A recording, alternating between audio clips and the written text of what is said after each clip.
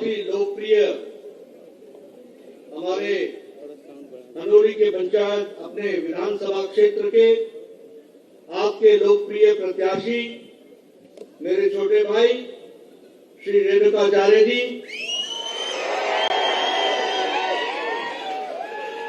लोकसभा में मेरे साथी और आपके लोकप्रिय सांसद श्री जीएम सिद्धेश्वर जी, हमारे एमएलसी श्री नवीन जी, हमारे national spokesperson Sanjay Mayukh ji, हमारे डिस्ट्रिक्ट के अध्यक्ष श्री वीरेश जी, श्री शिव योगी स्वामी जी, हमारे एक्स एमएलसी सुरेश जी, तालुका के प्रेसिडेंट सुमा मंजुनाथ जी, म्यूनिसिपैलिटी के प्रेसिडेंट, हमारे प्रवासी मित्र जो प्रभारी हैं श्री भरत डांगर जी, वीरेश जी, सम्मानित मंच और इतनी बड़ी संख्या में इतनी गर्मी में एकत्र आए हमारे इस क्षेत्र के सज्जनवृंद, देवी और सज्जनों, मीडिया के मेरे साथी, प्रिंट मीडिया और इलेक्ट्रॉनिक मीडिया के मेरे साथी, मेरा ये सौभाग्य है कि मुझे आज इस संतों की भूमि पर, पूज्य स्वामी की भूमि पर और सामाजिक न्याय से लेकर धार्मिक विषयों की जागृत भूमि पर आने का सौभाग्य मिला है। सबसे पहले तो मैं ऐसी पवित्र भूमि को नमन करता हूं और आशीर्वाद लेकर के अपनी बात को कह रहा हूं। मैं यहां आया हूं तो संत सेवालाल जी, जिनका जन्म स्थान यहां रहा और जिन्होंने सामाजिक न्याय के साथ साथ धार्मिक विषयों को आगे बढ़ाने का काम किया, ऐसे पुण्य भूमि को मैं नमन करके अपनी बात को प्रारंभ करता हूं। मित्रों, चुनाव के दृष्टि से मैं रेणुकाचार्य जी को सुन रहा था और मैंने सिद्धेश्वर जी की भी बात को सुना। सभी बता रहे थे कि किस तरीके से इन्होंने इलाके की सेवा की। तेरे इस छोटे से ढक्कन से मेरे पूरे कपड़े महक जाते हैं, तेरी झाग से मेरे पूरे कपड़े साफ हो जाते हैं। ओसवाल डिटर्जेंट लिक्विड और मोदी जी के आशीर्वाद से इस इलाके को आगे बढ़ाने का काम किया है। मैं यहां आपके सामने चुनाव की दृष्टि से कुछ मूल बातों पर ध्यान दिलाना चाहता हूं। यह चुनाव सिर्फ रेणुकाचार्य जी का नहीं है, यह चुनाव सिद्धेश्वर जी का नहीं है, यह चुनाव नवीन भाई साहब का नहीं है, यह चुनाव आप सबके भविष्य का चुनाव है और कर्नाटक के भविष्य का चुनाव है।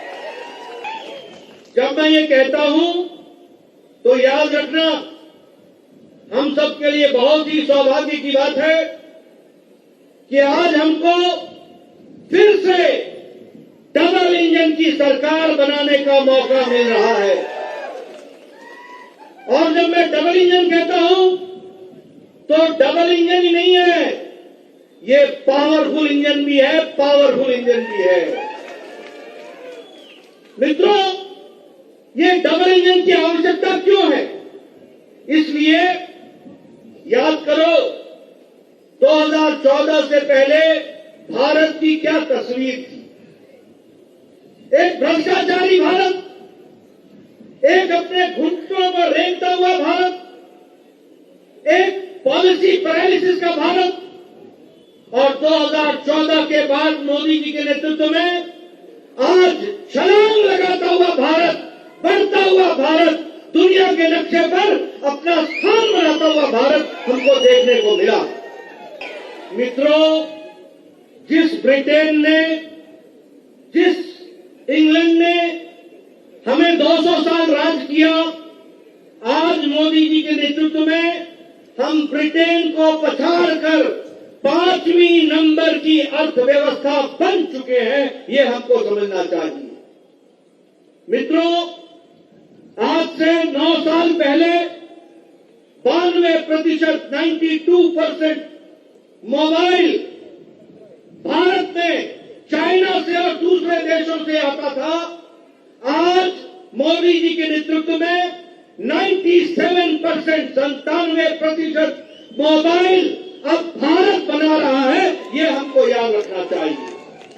मित्रों, जो जापान हम गाड़ियों के लिए, कार के लिए, ऑटोमोबाइल के लिए जानते थे, आज भारत जापान को पछाड़कर तीसरे नंबर का ऑटोमोबाइल मार्केट बन गया है। मित्रों, स्टील के प्रोडक्शन में हम चौथे नंबर से दूसरे नंबर पर आ गए।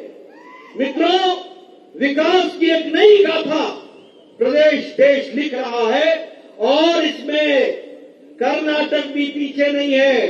कर्नाटक में फॉरेन डायरेक्ट इन्वेस्टमेंट, विदेश का पूंजी सबसे ज्यादा अगर भारत में लग रही है तो नंबर 1 पर कर्नाटक खड़ा है, ये भी हमको याद रखना चाहिए। आज कर्नाटक में इंडस्ट्रियल कॉरिडोर तुमकुर में बन रहा है, जो कम से कम पानी में दे सफाई बेशुमार। इसमें है नेचुरल ऑयल, ये कपड़ों के संग हाथों का भी रखे ख्याल, तो आज ही करें इस्तेमाल। ओसवाल ओसवाल ओसवाल ओसवाल, हर रिश्ते का रखे ख्याल। साउथ इंडिया का सबसे बड़ा इंडस्ट्रियल कॉरिडोर होगा। आज तुमकुर में हेलीकॉप्टर बनाने वाली फैक्ट्री मोदी जी ने लाई है। 65% हेलीकॉप्टर डिफेंस के अब कर्नाटक की धरती पर बनेंगे।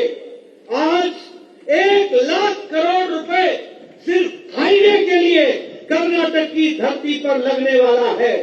आज अगर कर्नाटक की बात करें तो हमारे रायता विद्या योजना के तहत 11 लाख गरीब बच्चों को पढ़ने की व्यवस्था बोमई साहब ने कराई है। आज अगर हम बात करें तो रायता भू योजना के तहत हमारे किसान भाइयों को लाभ पहुंचाया है। आज भूश्री योजना के तहत हमारे किसान भाइयों को लाभ पहुंचाने का काम किया है। इसलिए डबल इंजन की सरकार जहां देश को आगे बढ़ा रही है, कर्नाटक को आगे बढ़ा रही है, वहीं बोमई साहब और येडियुरप्पा साहब भी कर्नाटक को डबल इंजन पावरफुल इंजन में आगे बढ़ाने का काम कर रहे हैं। मित्रों, याद रखो, अगर रेणुकाचार्य जी को आप नहीं भेजोगे तो आप डबल इंजन की सरकार को ब्रेक लगा दोगे। और ब्रेक लगाने का मतलब समझ लो, कुमार स्वामी की सरकार आई थी, उसने प्रधानमंत्री किसान सम्मान निधि को रोक दिया था। नवीन जी जानते हैं, दिल्ली सिर्फ 17 किसानों के नाम भेजे थे। सिद्धारमैया ने प्रधानमंत्री आवास योजना रोक दी थी। सिद्धारमैया ने प्रधानमंत्री आयुष्मान भारत की योजना रोक दी थी। और आयुष्मान भारत क्या था? आयुष्मान भारत गांव गरीब, हमारा रेहड़ी वाला, फेड़ी वाला, रिक्शा वाला, ठेला वाला, सब्जी वाला, बस का ड्राइवर, बस का क्लीनर, लिफ्टमैन, ऐसे गरीब लोगों को मोदी जी ने 5 लाख रुपए का सालाना गंभीर बीमारी से लड़ने का हेल्थ कवर दिया था, जिसको सिद्धारमैया ने रोक दिया था।